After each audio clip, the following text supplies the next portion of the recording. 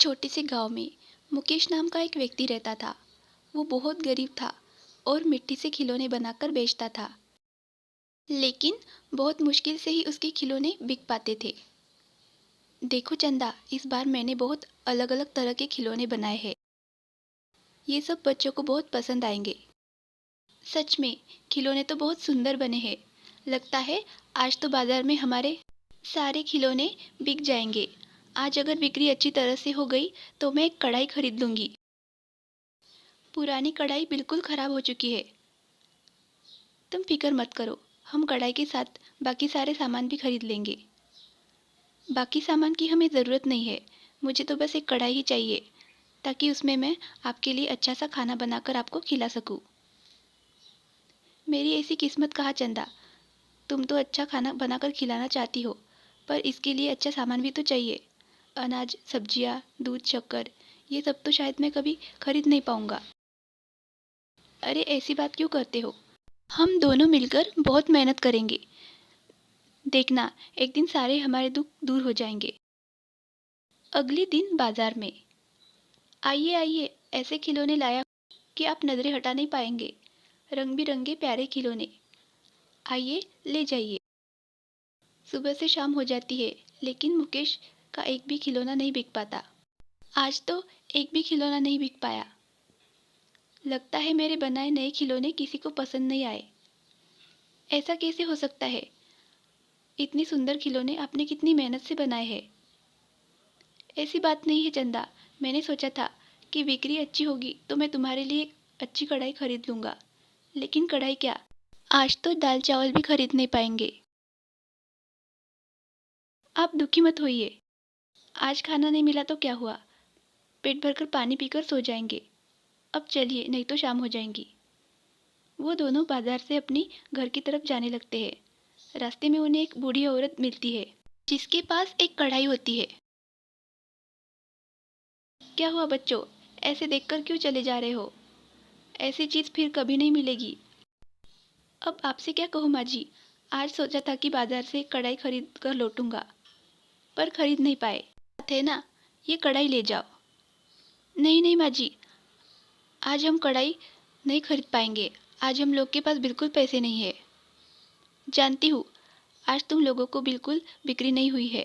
तुम्हारे पास देने के लिए पैसे नहीं है। तुम ये कढ़ाई ऐसे ही ले लो। जाओ, तुम एक खिलौना मुझे दे दो, मैं तुम्हें ये कढ़ाई दे दूंगी बस। बात कर रही है माँ जी आप। कहा मेरे खिलौने का मूल्य और कहा आपकी कढ़ाई का मूल्य।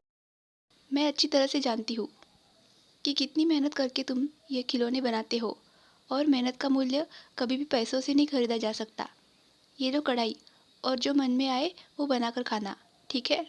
आप बहुत अच्छी है माँ जी, पर हमारे घर में तो दाल चावल सब्जी कुछ भी नहीं है। क्या बनाकर खाएंगे हम, आप ही बताइए। बोला तो है मैंने, जो मन में आए वो बनाकर खाओ।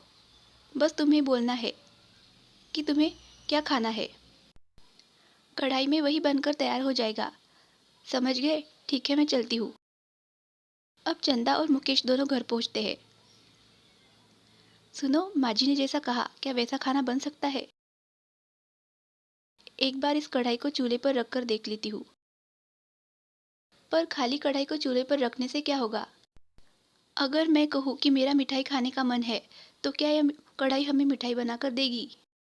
जी ज़रूर देगी। माँ जी की बात याद नहीं है क्या। चंदा कढ़ाई को चूल्हे पर रख देती है और कहती है, कढ़ाई, हमें वो पकवान दे दो जो हम खाना चाहते हैं। इसके बाद उस कढ़ाई में अपने आप ही मिठाई बनकर तैयार हो जाती है। देखिए जी। अरे अरे, ये कैसा चमत्कार है। मैंने कहा था ना कि बूढ़ी माँ की कढ़ाई ऐसी वैसी नहीं है, ये जादुई कढ़ाई है। आज से हमारे दुख के दिन खत्म हो गए, सब बूढ़ी माँ का आशीर्वाद है। अगले दिन, मैं सुबह से काम करके थक गया हूँ। मुझे तेज भूख लगी है। चावल तो बन गए हैं। अब आप इसके साथ क्या खाएंगे। अब तो हमारे पास जादुई कढ़ाई है। मैं आपके लिए अच्छी सी सब्जी बना देती हूँ। ऐसा कहकर चंदा कढ़ाई से कहती है, कढ़ाई, हमें वो पकवान दे दो जो हम खाना चाहते हैं। कढ़ाई में एक अच्छी सी सब्जी बनकर तैयार हो जाती है। कढ़ाई से बहुत अच्छी सुगंध आ रही थी। वो सुगंध पड़ोसियों तक चली जाती है। फिर पड़ोसी सोचते हैं चंदा तो रोज़ नए नए पकवान बनाती है, उनके पास तो खाने के लिए कुछ भी नहीं होता, फिर यह रोज़ रोज़ नए पकवान कैसे बनाते हैं। चलकर देखना ही होगा कि क्या बात है।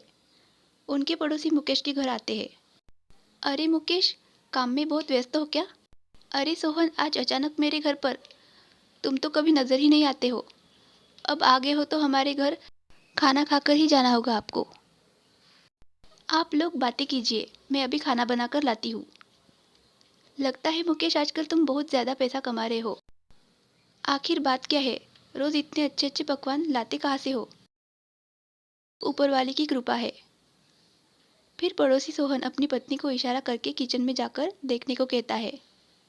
उसकी पत्नी किचन में जाकर देखती है कि चंदा जादुई कढ़ाई में खीर जादू से पका लेती है और उसे पता चल जाता है कि चंदा के पास जादुई कढ़ाई है और वो सोचती है कि आज रात मैं इस कढ़ाई को चुरा लूँगी।